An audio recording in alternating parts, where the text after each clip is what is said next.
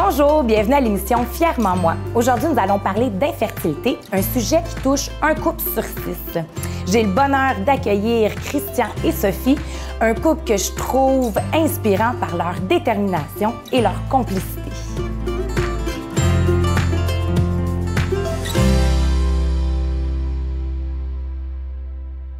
Donc, question de vous connaître un peu. C'est important pour vous, dès votre rencontre, de fonder une famille, de vous marier, d'avoir une maison, d'être stable dans votre relation.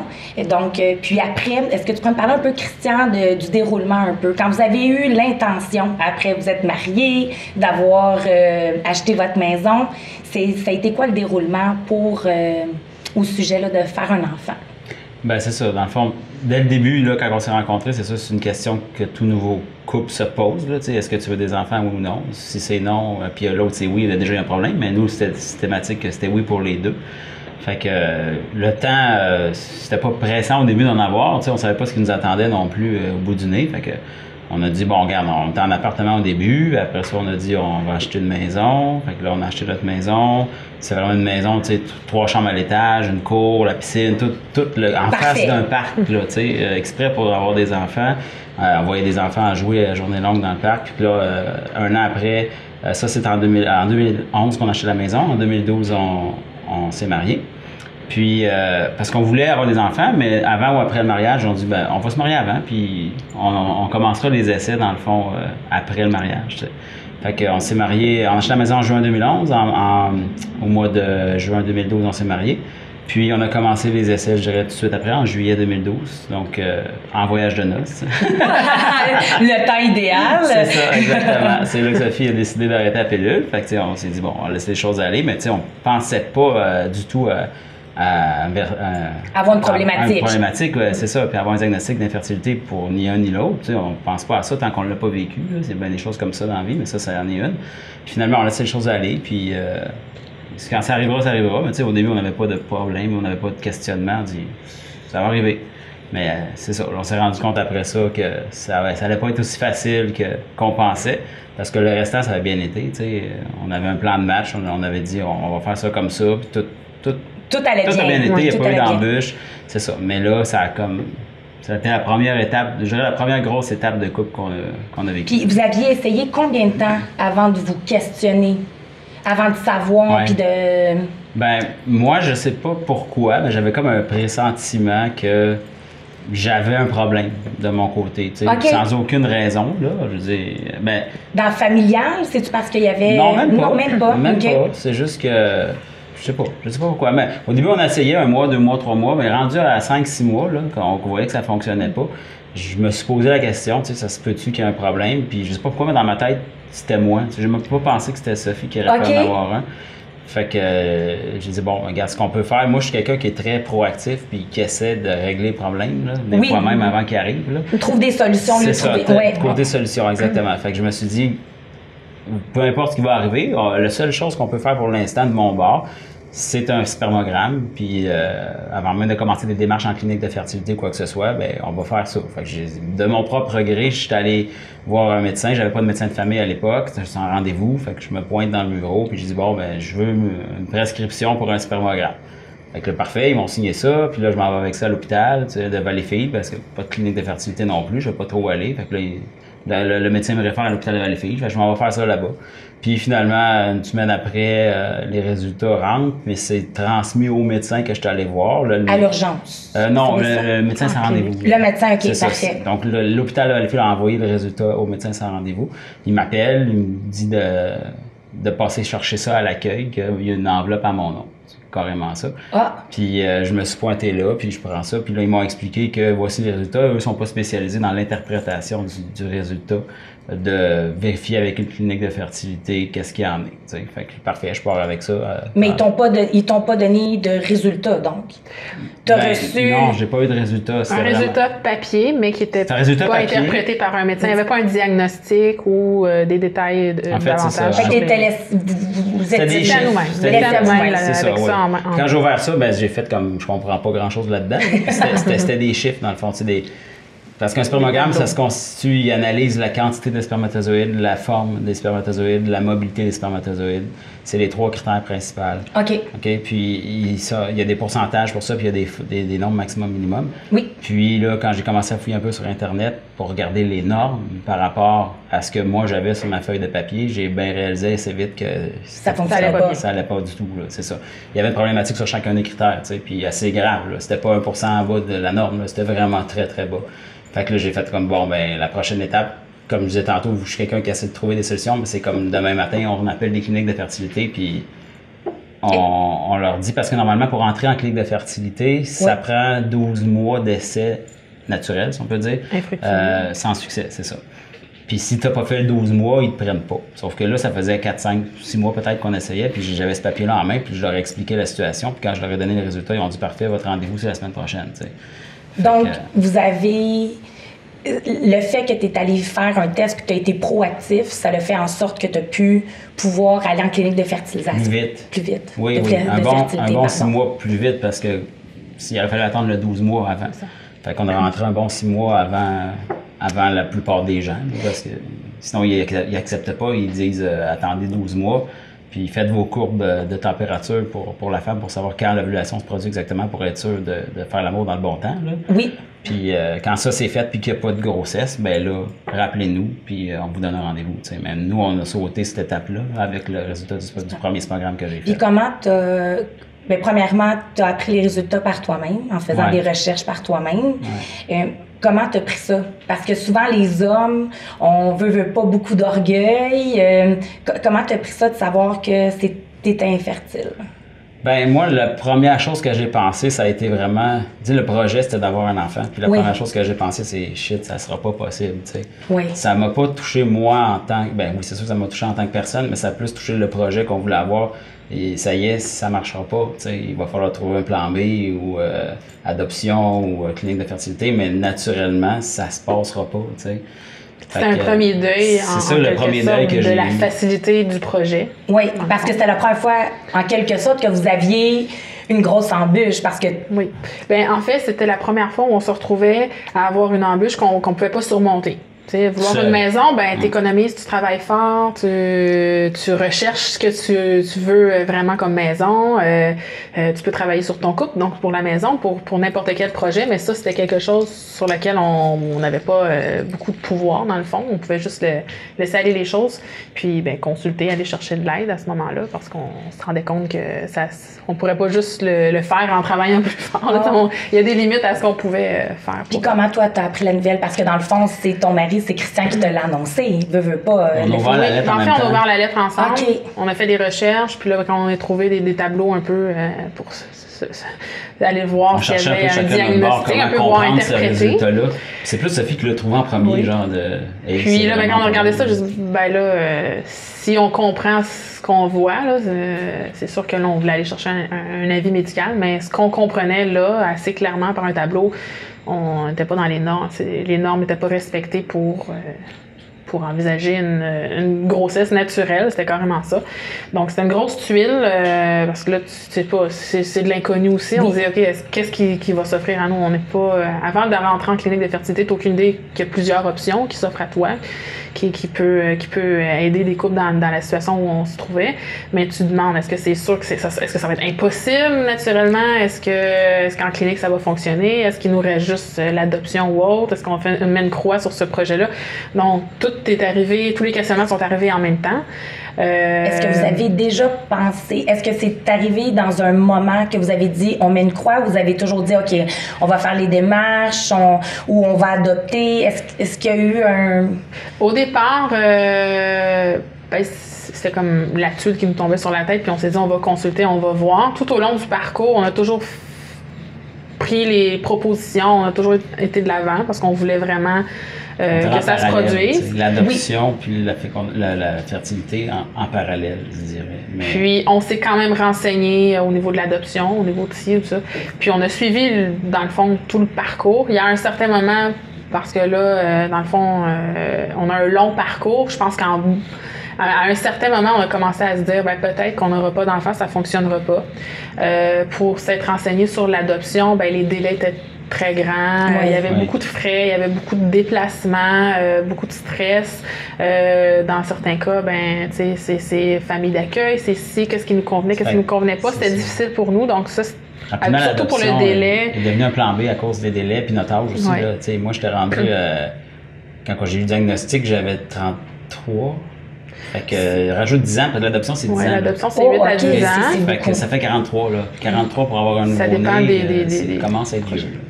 Puis en plus, veux pas, Sophie, toi, tu chérissais le bonheur d'être enceinte aussi. Veux pas une femme. Ben, c'est certain que c'était dans mes plans de vie.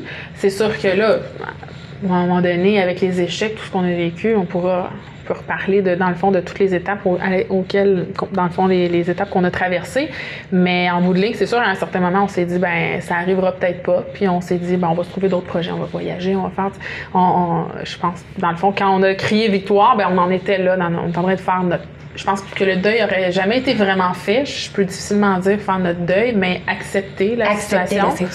Accepter d'être juste en couple, de ne pas avoir d'enfant. Je pense qu'on aurait été quand même heureux, mais le deuil aurait jamais été fait totalement, je pense. Puis là, vous êtes, dans le fond, tu disais que le processus avait été long. C'est un processus de couple veut pas. Est-ce que tu peux me parler un peu, Sophie, du processus? Un coup que là, on rentre à partir du moment où on a reçu les résultats, dont Christian parlait tantôt, ben on a fait appel à une première clinique. On a appelé à la clinique médicale de fertilité du CHUM, qui n'existe plus aujourd'hui. Mais donc, on a commencé un parcours là-bas. Donc, on a rencontré un médecin. Là, ben, il y a une panoplie de tests. Nous, naïvement, quand tu arrives en clinique de fertilité, tu penses dire, ben, vous avez telle problématique, ben, on va vers l'insémination, on va vers la fécondation in vitro. On pense qu'on va avoir une solution au problème. Puis, comme Christian parlait tantôt, on est proactif, on a besoin de savoir. Parfait, dites-nous ce qu'il y en est, puis on va faire les démarches. Mais là, tu arrives un peu dans un néant, l'inconnu et tout. Donc là, ils nous dirigent vers une multitude de tests qui prennent presque un an. Des prises de sang. Souvent, un résultat de test va apporter un autre test. Il y a des délais aussi, il y a des délais. Puis là, ben, on fait tel test, on rencontrait le médecin, il disait, ben là, à la lumière des résultats de tel test, ben moi, je t'enverrai faire tel test. Fait que là, ben, ce sont des listes d'attente avant d'avoir le test, avant d'avoir les résultats, de revoir le médecin. Donc, c'est sûr que ça a pris à peu près, je dirais, un an avant qu'on puisse arriver concrètement à un traitement. Ce qui nous a été proposé, c'est l'insémination artificielle, même si, c'était plus en attendant d'autres résultats que le médecin nous a proposé. Ben, tant qu'à essayer naturellement, on va augmenter un petit peu les chances que ça se produise en y allant. Que les chances de grossesse étaient plus ou moins bonnes, mais pas nulles, mais nulles, mais presque nulles. Que c'était mieux qu'au naturel, effectivement, mais qu'une insémination, dans notre cas, à nous, ça prenait une fécondation in vitro, mais en attendant d'être rendu là pour que les tests soient finis, on va faire 3 essais d'insémination. Donc, si je comprends bien, même si on va en clinique de fertilité, on doit passer une multitude de tests pour qu'ils sachent quelle façon est la meilleure selon les conditions. Exactement. Fait que vous avez été 1 an à vivre beaucoup d'émotions parce que chaque test amène un peu une défaite. Exactement. Amène un peu une inquiétude. Nous, ça a été beaucoup ça parce que là, pendant l'année où on a fait des tests, puis en parallèle des inséminations artificielles, on a vécu que des échecs, pratiquement. Chaque fois qu'on avait un résultat, presque tous les résultats de tests nous amenaient, dans le fond, là, ils ont refait faire les tests à Christian parce qu'en clinique de fertilité, c'est plus poussé, c'est plus pointu, les critères sont plus précis. Ben là, on s'est rendu compte que c'était la confirmation que c'était catastrophique, voire pire que ce qui était fait dans les tests plus de base dans les hôpitaux. Puis là, ben, de mon côté, on a découvert aussi une problématique. Donc, au niveau des ovaires, c'est un peu... Pour faire une histoire courte, c'est un peu comme si j'avais des ovaires d'une personne qui est beaucoup plus vieille que moi. Donc, moins saine, moins en santé. Donc, une réserve ovarienne plus basse, de moindre ovules, de moindre qualité. Donc, ça venait minimiser... Exactement. Donc, ça venait encore rajouter une autre tuile sur notre tête au niveau du projet. Mais on a persévéré, on a continué les tests. Les médecins disaient, tant qu'il y a les ingrédients principaux, c'est pas impossible. Moi, cette période-là, je ne voyais pas comme un échec encore parce qu'on n'avait pas de test concret. C'était plus de l'impatience. Moi, j'étais à bout d'attendre. OK. Oui, parce que les délais sont à chaque fois, je me disais, enfin, on a fini les tests, on va commencer un vrai traitement qui va nous donner une vraie chance d'avoir un enfant, tu sais.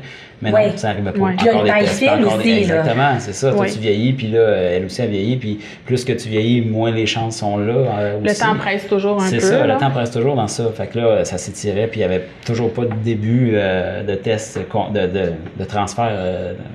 De transfert d'embryon ou de fécondation in vitro ou d'insémination, rien, tu sais, c'est juste des tests. Il n'y avait rien de concret. C'est ça. Fait que dans ma tête, moi, ça n'arrivera pas, là, au naturel. Déjà, là, dès le début, j'avais mis une croix là-dessus, fait que j'y croyais plus. OK. Fait que c'était comme, on attend. Pourquoi qu'on attendait? Pourquoi qu'on n'a pas été tout de suite à... pour les résultats. Puis je pense qu'il y a une espèce de protocole qui fait que souvent, on va s'essayer en insémination artificielle avant d'arriver avec ça. Puis c'est vraiment, je pense qu'on a eu un très bon suivi, puis tout était dans les normes. C'est pas une question de cet ordre-là.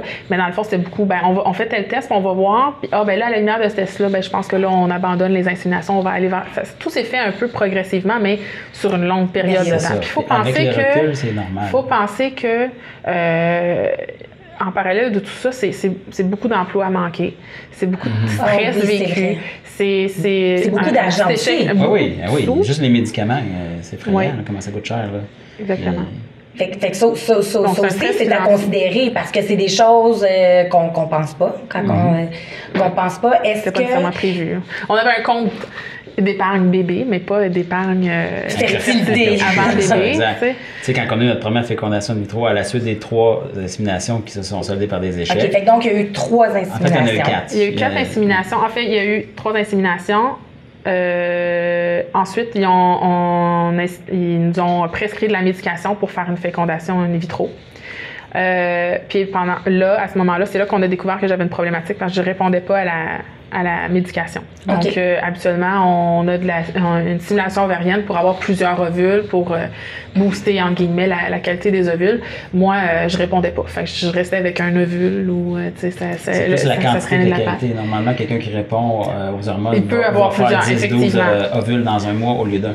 Donc, Sophie avait beau donner une dose de cheval, elle restait à un ovule pareil. Tout quand même. C'est ça. Donc, ça fonctionnait pas. Là, ils ont dit, ça fonctionne pas, on va faire une autre insémination, on va transformer ça en insémination, puis là, on va regarder, est-ce qu'on change les médications, on va faire d'autres tests. Là, on s'est rendu compte que c'était ma réserve ovarienne, puis c'était pour ça que je répondais pas aussi bien. Puis après ça, cette découverte-là, dans le fond, on a été dirigé vers la fécondation in vitro. Nous, c'était en cycle naturel, donc le but, c'était pas de faire plusieurs ovules parce que je répondais pas, ça servait à rien. Donc la médication est un peu différente, un peu moins invasive et importante que quelqu'un qui fait une fécondation in vitro traditionnelle. Puis là, dans le fond, l'avantage de ça, c'est un petit peu moins invasif, mais le désavantage, c'est que tu as un ovule plutôt que plusieurs ovules. Donc, si tu as 12 ovules, puis qu'il y en a 8 qui sont fécondés, puis que finalement, en bout de ligne, tu peux en transférer 6, c'est 6 chances, c'est 6 embryons qui peuvent être transférés. Moi, c'était une seule chance, puis s'ils n'étaient pas fécondés, c'était fini. Oui, donc, on a dû... toute la démarche, là, c'est-à-dire de la médication, la ponction de l'ovule, le transfert pour un seul ovule. Normalement, ils font ça pour 15 ovules d'achat. Oh wow! Là, c'est un à la fois. Là. C'est le même traitement, mais pour un. Puis le processus, jusqu'à savoir si l'ovule fécondé, c'est combien de temps? Un cycle? On débute à jour 1, donc les règles, puis donc là, on débute de la médication. Ensuite, à peu près autour de l'ovulation, il y a des échographies pour voir la maturité de l'ovule, à quel stade, est-ce qu'il est sur le point d'être libéré, donc l'ovulation a lieu. Puis, donc, il y a plusieurs échographies, puis ensuite, il y a une médication pour vraiment, pour contrôler. Là. Donc, il y a une médication pour contrôler, pas qui est ovulé naturellement. Ensuite, une médication pour déclencher l'ovulation quand c'est le bon moment, là, quand il est vraiment bien mature, qu'on a validé tout ça en échographie. Puis ensuite, il y a une ponction. Donc, ils vont chercher l'ovule par procédure. Donc, vraiment une ponction. Puis, dans notre cas, c'était vraiment, il y avait une sélection au niveau des spermatozoïdes, celui qui semblait avoir la plus belle forme, la plus belle mobilité et tout. Et il y avait une fécondation qui était faite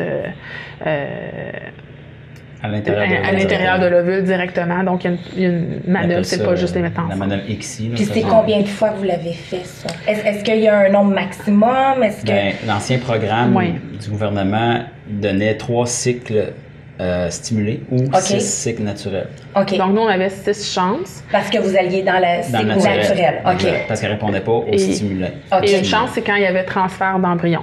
Donc, nous, on a fait 7 tentatives comme ça, mais il y en a seulement 4 où il y a eu un embryon en bout de ligne. Donc, moi, j'ai vécu faire toute le début du cycle, comme j'ai parlé, les échographies, la médication et tout, mais aussi arriver là, puis pouf, il y a eu une ovulation spontanée. Donc, il n'y avait plus d'ovule quand on est arrivé à la ponction. C'est catastrophique parce qu'elle se tape toute la médication, elle se tape les rendez-vous, elle se tape la ponction. Mais la journée de la ponction, tu arrives sur la table d'opération, si on peut dire. Puis il arrive pour aller chercher l'ovule mature. Puis désolé madame, il n'est plus là, vous avez ovulé. Donc là, vous l'avez fait combien de fois?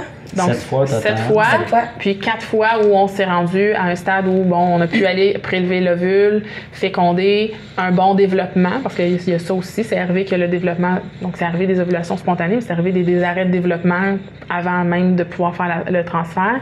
Il y a eu 4 transferts, donc 3 infructueux. Bon, il avait eu fécondation, un bon début de développement, mais ça s'est arrêté une fois dans l'utérus. Puis la 4e tentative, ça nous a donné notre petit miracle. Fait que vous avez eu votre petit miracle. Oui. Fait que là, Coralie est âgée de 2 ans et demi. De 2 ans et demi. Est-ce que vous aviez eu l'aide du gouvernement que maintenant... c'est ça, c'est l'ancien programme de procréation assistée qui a été aboli là, en novembre 2015. Puis nous, on se donnait 2 deadlines. Le premier des 2 qui arrivait, c'est-à-dire que soit on passe nos 6 tentatives de fécondation in vitro naturelle, après ça, l'ancien programme ne couvrait plus les fécondations in vitro, ou que la loi passait. Parce qu'on savait que la loi 20 s'en venait. Puis ça prend 1 an et demi là, avant entre le moment où on commençait à en parler puis qu'elle a été adoptée en chambre, puis elle a passé en novembre, puis Sophie est tombée enceinte en juillet 2015. Non, c'est ça, juillet 2015. La loi est passée en novembre. Fait que c'était vraiment... Puis on était rendu à notre 4e cycle sur 6 qui était. Fait que c'était un des 2. Nous, c'est le premier des 2 qui arrivait. Fait que quand elle a eu sa grossesse, là, quand la loi est passée, elle était enceinte d'à peu près 3 mois, tout juste. Fait qu'on se disait, il faut pas qu'elle perde, là, parce que si elle perd, le programme n'existe plus, puis là, on est vraiment mal pris. Là, est-ce que si vous n'auriez pas eu l'aide gouvernementale, vous auriez quand même fait le processus? Parce qu'on dit que maintenant, c'est des coûts c'est astronomique. Très exorbitants. C'est 10 000 $ par fécondation in vitro uniquement pour l'acte médical, plus un 5 000 $ de médicaments. Okay. Fait que c'est 15 000 $ par essai. On en a fait 7. Fait que calculer comme tu veux, là, c'est plus que ça. C'est pas loin de 100 000. Là. Fait que c'est sans aucune garantie de succès. Non. En plus, on ne calcule pas les journées manquées de travail. Exactement. Manquer de journée de travail, les rendez-vous, c'est pas le fun, là, la médication puis tout ça, c'est beaucoup de temps. C'est un stress. Le stress financier vient s'ajouter aux couples qui, malheureusement, font cette démarche-là. Aujourd'hui, c'est vraiment... C'est vraiment désolant parce que c'est déjà beaucoup de stress, beaucoup d'échecs, beaucoup de difficultés. Donc, j'imagine quand tu as tout investi, parce qu'il y en a que c'est pas facile, puis là, il y a des plans de financement maintenant et tout. Là, donc, il y a des gens qui s'endettent pour cette procédure-là parce que c'est leur rêve d'une vie. Puis finalement, ils se retrouvent devant rien à part des dettes parce que tu continues de payer tes dettes même si tu as eu ton test négatif. Puis même si tu n'as pas d'enfant. Puis là, ça devient, OK, ça fait 3 cycles qu'on met, on arrête-tu là? Ou tu sais, c'est rendu que tes finances qui décident aussi. Mais là, c'est ton portefeuille qui va décider ou l'endettement, jusqu'à quel niveau d'endettement tu peux te rendre. Il faut un couple fort. Pour passer au travail. Il faut un couple fort pour être capable de passer au travail. Bref, pour en revenir à ta question, est-ce qu'on l'aurait fait ou pas? On ne sait pas parce qu'on n'était pas dans la situation au début. Je pense qu'on aurait peut-être d'emblée voulu essayer un peu où on aurait commencé tout de suite des démarches en adoption ou je sais pas ce qu'on aurait fait comme choix dans cette situation-là. Mais une fois qu'on a eu Coralie, notre fille, là, on a toujours désiré à quelque part un 2e enfant, mais le deuil était un petit peu plus avancé à ce moment-là parce qu'on voulait un enfant. Puis vous pouviez voir Coralie jouer dans le parc en avant de votre maison. Exactement. Puis après cette fécondation in vitro, on s'est dit ça arrivera juste jamais autrement. Puis pour avoir vécu tout le stress, tout ce que ça demandait au niveau de notre couple, au niveau de notre situation professionnelle, au niveau de notre vie tout tournait autour de ça à un moment donné quand c'est ce que tu veux le plus. On a choisi de ne pas se relancer là-dedans. Puis je pense que le fait que le programme soit aboli, on s'est dit c'est juste comme un gros élément encore plus, là, pour dire que... Moi, j'arrête pas de dire que la différence entre avoir aucun enfant puis un enfant est énorme comparé à 1 et 2. Oui, je veux dire, ta vie change là, quand t'en as un. Là. Quand t'en as 2, oui, ça va changer aussi, mais quand t'en as pas, c'est pas pantoute la même chose. Dans le fond, ce qui est intéressant, c'est qu'en terminant, le récit de ça, c'est que Sophie a réussi, sans insémination, à être enceinte d'un deuxième enfant. Oui.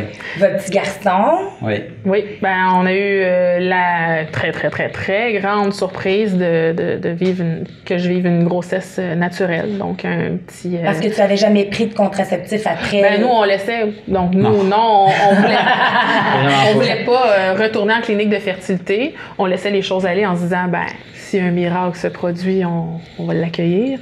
Mais on sent vraiment d'espoir, sachant...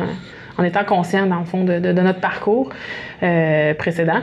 Mais on a été vraiment surpris par la vie. Puis, un petit garçon tout nouveau de presque 3 mois. Donc, la vie était bonne avec nous. C'est pas tout le monde qui a la même conclusion, mais on se trouve vraiment chanceux d'avoir été surpris de cette façon. Un point là-dessus, tout le monde qui nous dit ça, c'est parce que vous étiez plus stressé puis vous y pensiez plus, là, puis ça a marché. Là. Oui. Pas dans notre cas. Okay. J'ai une explication logique et médicale. C'est parce que pendant notre processus de fécondation in vitro pour la première, j'ai eu... parce qu'on trouvait que moi, mon problème, c'était des varicocèles. C'est comme des inflammations des veines spermatiques qui faisaient en sorte que les spermatozoïdes qui passaient dans les veines étaient compressés et surchauffés. Fait que ça causait la déformation, ça causait un paquet de problèmes. Donc, ils m'ont fait... ils appellent ça une embolisation de varicocèles, dans le fond. Fait que les veines problématiques ont été bouchées carrément pour forcer les spermatozoïdes à passer dans des veines non problématiques.